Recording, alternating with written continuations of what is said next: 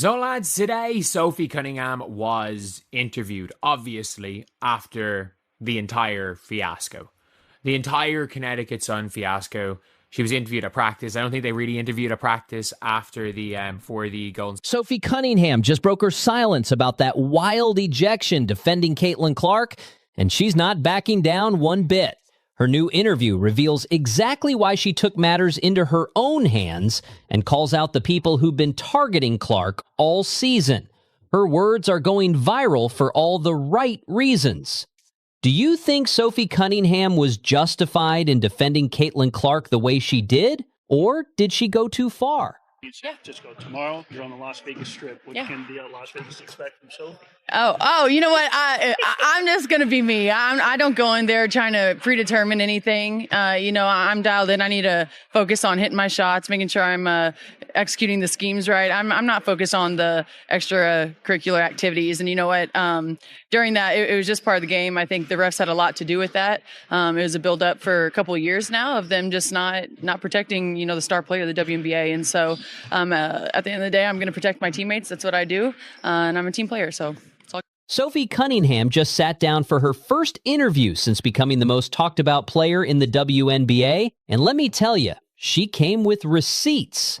After getting ejected for defending Caitlin Clark against the Connecticut Sun, Cunningham could have taken the safe route and apologized. Instead, she doubled down and exposed exactly what's been happening in this league. Definitely the W, especially if Sophie Cunningham is going to continue to fight people for messing with Caitlin Clark, because it feels like Caitlin Clark is going to get treated in a certain way in this league for a long time. She's not a rookie anymore, okay? She's already proved herself. She's won. And then there were some, ladies last night that were trying to go a little physical. Mm-hmm. And in last year, I think something we noticed, and I think a lot of people noticed, is when Caitlin would get bullied, nobody would do nothing. That's right. Nobody would do nothing. It was like, hey, they didn't know, whoa, I can't believe this is happening. I can't believe people are doing this to Caitlin Clark. Teammates weren't jumping in there. They bring in Sophie Cunningham. I had no idea. Sophie Cunningham was a black belt at the age of 6. Yeah. For those who missed the chaos, let me paint you the picture. During the Fever's 88-71 win over the Connecticut Sun, things got ugly real quick. J.C. Sheldon poked Clark in the eye during the third quarter, which was bad enough. Scrape across the face. But then Marina Mabrey came charging in like a linebacker and shoved Clark to the ground from behind. The referees barely did anything about it, just handed out some technical fouls like they were giving out parking tickets. But Sophie Cunningham was watching all of this unfold, and she wasn't having it.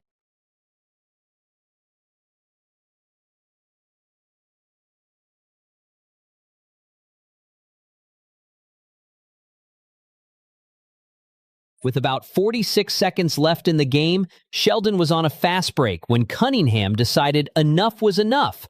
She wrapped up Sheldon and took her down hard. No hesitation, no second thoughts. Just pure protection mode activated. The arena erupted. Fans started chanting, "Sophie, Sophie," as she got ejected. Her jersey sales sold out within hours. Social media went crazy, calling her Clark's bodyguard. And now, in her first interview since the incident, Cunningham explained exactly why she did what she did.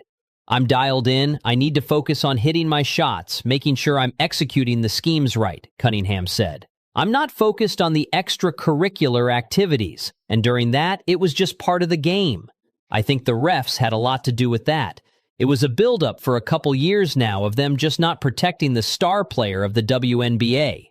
Hold up. Did she just say a couple years? That's not talking about one game or one incident. That's talking about a systematic pattern of referees failing to protect Caitlin Clark since she entered the league.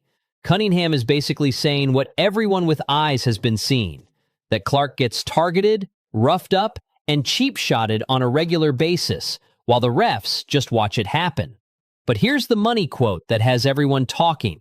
At the end of the day, I'm going to protect my teammates. That's what I do, and I'm a team player, so it's all good. Simple, direct, no apologies. Cunningham is basically saying that if the refs won't do their job and protect Clark, then she'll do it herself. And you know what? She's absolutely right. Overnight, Sophie Cunningham is like the second biggest star in the WNBA. her jerseys have sold out. All of the race lesbians are going to be super mad at her. They're going to be super mad. That is her right there taking Jackie Sheldon into a clinch. Imagine I can't get over it. You're Sheldon and you're going to step to a girl who's got a black belt in Taekwondo. I think Cunningham could take everybody on that bench. Now Caitlin Clark is super popular, and now Sophie Cunningham is super popular for defending her. Just overnight like that, it happened. And I think that's awesome. WNBA, are you watching this? Are you seeing how this is working? Do you see where the eyeballs are going? And the interesting thing is that the only reason anybody even knows Angel Reese's name is because of how nasty she's been. And I just think it's amazing that you stand up for your teammate and you give the audience a good game. And look what happens. WNBA needs to be watching this. Other players should be watching this. Maybe some of these other players on Fever will stick up for Clark now every single time that they try tripping her, knocking her to the ground, poking fingers in her eye. I think all of the race hustling lesbians in that league are going to be super mad now. Because here you got Caitlin Clark, number one, and now you're going to have Sophie Cunningham on the same team. I love it. Think about what we've seen just this season. Clark has been poked in the eye, shoved to the ground, hip-checked, and targeted with dirty plays over and over again. The referees consistently fail to call flagrant fouls or eject players for obvious cheap shots. They hand out technical fouls like they're doing players a favor instead of actually protecting the league's biggest star.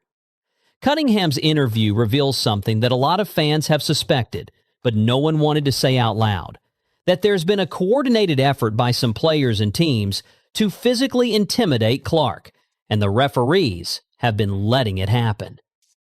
When Cunningham talks about a build-up for a couple years, she's talking about every time Clark got roughed up in college, and then in her rookie season. Every time someone took a cheap shot and got away with it. Every time the refs let physical play against Clark slide, while calling ticky-tack fouls on everyone else. And here's what makes Cunningham's response so perfect. She's not some hothead who lost her temper. She's a veteran player who's been in the league for years. She knows exactly what she's doing. When she wrapped up Sheldon, it wasn't an emotional reaction.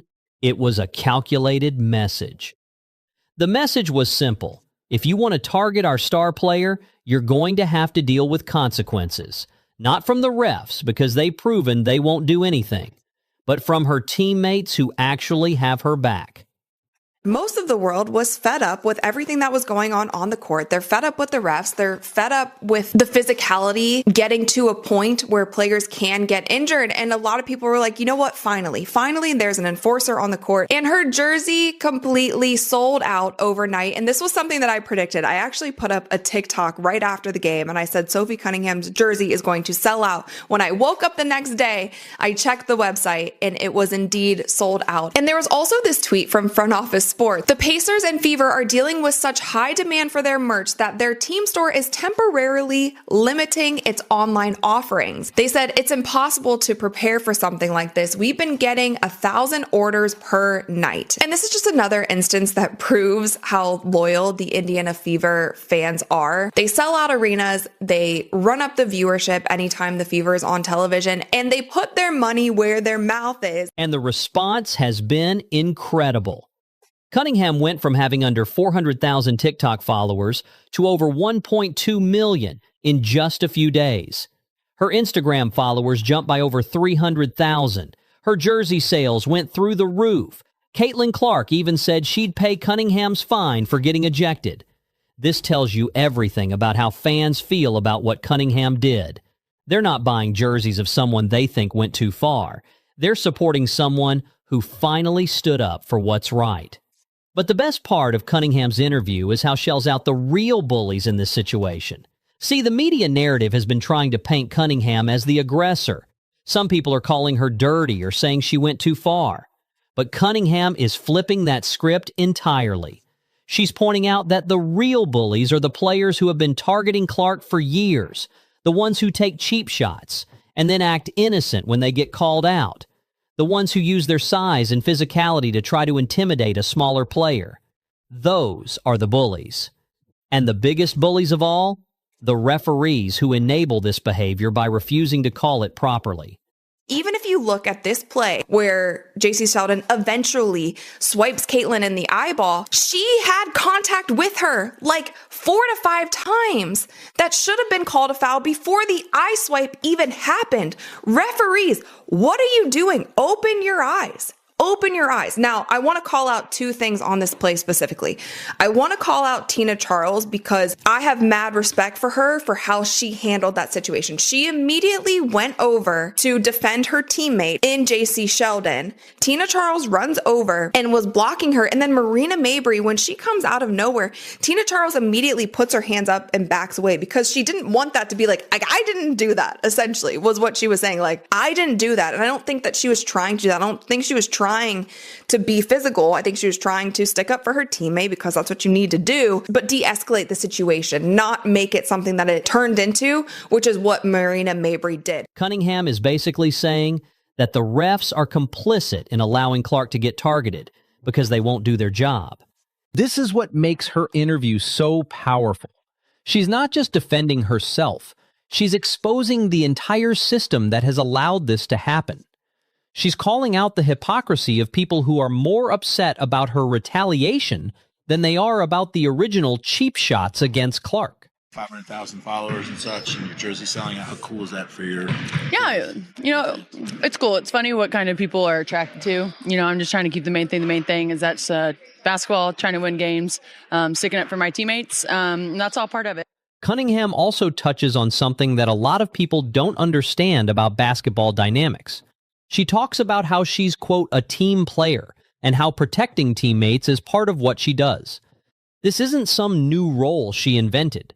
She's been the enforcer type throughout her career. Every successful team needs players like this. Players who are willing to take a technical foul or get ejected to send a message. Players who make opponents think twice before taking liberties with their stars. The Lakers had players like this for Kobe. The Bulls had players like this for Jordan. The Warriors have players like this for Curry. But somehow, when Cunningham does it for Clark, people want to act like it's unusual or wrong. That's ridiculous. What's unusual is how long it took for someone on the Fever to finally step up and do this. Cunningham's interview also reveals how calculated her approach really was. She wasn't just randomly retaliating. She was waiting for the right moment to send the right message. She let the initial incident with Sheldon and Mabrey happen, but when Sheldon tried to score in garbage time while the game was already decided, that's when Cunningham struck. The timing was perfect. The game was over, the Fever had already won, and Sheldon was trying to pad her stats. Cunningham basically said, "Not in our house," and shut it down. The message was clear. If you want to take cheap shots at our star, you're going to pay for it. And the fact that she got ejected, Cunningham doesn't care. She accomplished what she set out to do. She sent a message that will be remembered the next time teams play the Fever. Players will think twice before taking liberties with Clark because they know someone on that team will make them pay for it. The interview also shows how Cunningham has thought about this situation beyond just one game. When she talks about, quote, a build-up for a couple years, she's showing that she's been watching and taking notes. She's seen how Clark gets treated differently by refs and opponents, and she decided to do something about it. This is what leadership looks like. Not the rah-rah speeches or the motivational poster quotes. Real leadership is being willing to take an ejection and a fine to protect your teammate. Real leadership is calling out a broken system, even when it makes you the bad guy in some people's eyes. And let's be honest about the double standard here. If this was a men's basketball game and someone shoved the star player to the ground, there would be an immediate response. No one would question whether the enforcer was right to retaliate. But because it's women's basketball, suddenly everyone wants to police how players are supposed to respond to cheap shots. Cunningham's interview cuts right through that nonsense. She's basically saying that women's basketball players deserve the same protection as men, and if the refs won't provide it, the players will handle it themselves. The Connecticut Sun coach called Cunningham's foul stupid and disrespectful. But what was stupid and disrespectful was allowing his players to target Clark throughout the game without any real consequences. What was stupid and disrespectful was Mabry shoving Clark from behind like a coward. Cunningham's response was the opposite of stupid. It was strategic, calculated, and necessary. She saw that the refs weren't going to protect Clark, so she stepped up and did it herself. That's not disrespectful. That's having your teammates back. The interview also reveals how much Cunningham understands about the bigger picture. She knows that Clark is the biggest star in the WNBA and that protecting her isn't just about one player or one team. It's about protecting the league's most valuable asset. When Clark gets targeted and roughed up, it's bad for the entire WNBA. Casual fans don't want to watch their favorite player get beat up while the refs do nothing. Sponsors don't want to associate with a league that can't protect its stars. Media coverage becomes about dirty play instead of great basketball. Cunningham gets all of this. That's why she calls out the refs for not protecting the star player of the WNBA. She's not just talking about protecting Clark as a Fever teammate. She's talking about protecting the face of the entire league. This is what makes her interview so powerful. She's not just defending herself or making excuses. She's exposing a systemic problem that goes way beyond one game or one incident. She's calling out everyone who has enabled this situation, the refs, the opposing players, and the league officials who haven't done enough to address it. And the fact that she's willing to be the bad guy to protect Clark shows exactly what kind of teammate she is. She knows that some people will criticize her for what she did. She knows that opposing coaches will call her dirty or say she went too far. But she doesn't care because she did what was right. The response from Fever fans has been incredible. They understand that Cunningham sacrificed herself for the good of the team. She took an ejection and a fine to send a message that needed to be sent. She put her own reputation on the line to protect Clark. That's why her jersey sales exploded. That's why her social media following skyrocketed. That's why fans were chanting her name in the arena. They recognize real loyalty when they see it. Cunningham's interview also shows how she's not interested in playing politics or saying what people want to hear. She could have given some generic answer about how she needs to control her emotions better, or how she regrets getting ejected. Instead, she doubled down and explained exactly why she did what she did. That authenticity is refreshing. In a league where too many players and coaches try to say the politically correct thing instead of telling the truth. Cunningham is telling the truth about what's been happening to Clark, and people are responding to that honesty. The timing of this interview is also perfect. It comes right after the league announced that there would be no suspensions for anyone involved in the incident. Cunningham and Mabry both got fined, but no one missed any games. That's basically the league admitting that what happened wasn't that serious. But Cunningham's interview makes it clear that it is serious. The pattern of targeting Clark is serious. The ref's failure to protect her is serious, and someone needed to step up and address it. Her comments about being a team player also reveal something important about team chemistry. The fact that Cunningham was willing to get ejected for Clark shows how much the team believes in their star player. It shows that they're willing to sacrifice for each other. It's my personality. I'm the glue to it. You know, we kind of have a weird age gap. We have some oldies on the team. We have some young bucks, and I'm kind of the tweener is what they call me. And so it's just trying to make everyone match and make sure we're all just having good vibes, right? You know, the seasons has a bunch of highs and lows. And so just trying to keep a level head on everyone. But I also think that we get to play basketball for a living, and that's super fun. So sometimes you just need a good perspective of like, hey, we're in the grind right now, and it feels hard. But at the end of the day, we get to dribble a ball for a living. So we got to be grateful for that. That kind of chemistry is what wins championships. When players know their teammates have their back no matter what, it creates a bond that goes beyond basketball. Cunningham's actions and her interview afterward show that the Fever have that kind of chemistry. The interview ends with Cunningham basically saying it's all good about the whole situation. No regrets, no apologies, no second guessing. She did what she felt was necessary, and she'd do it again if the situation called for it. That confidence and conviction is exactly what the Fever needed. For too long, Clark has been getting targeted while her teammates watched from the sidelines. Finally, someone stepped up and said enough is enough. Sophie Cunningham's interview isn't just about defending one incident, it's about exposing a pattern of bullying that has been allowed to continue for too long. She's calling out the real bullies and making it clear that she won't stand for it anymore. And based on the response from fans and teammates, she's got a lot of people standing with her. Sophie Cunningham didn't just defend Caitlin Clark on the court. She exposed the entire system that's been allowing Clark to get bullied for years. Her interview shows real leadership and the kind of loyalty every team needs. Sometimes you have to be the bad guy to do what's right. What's your take? Like and subscribe for more.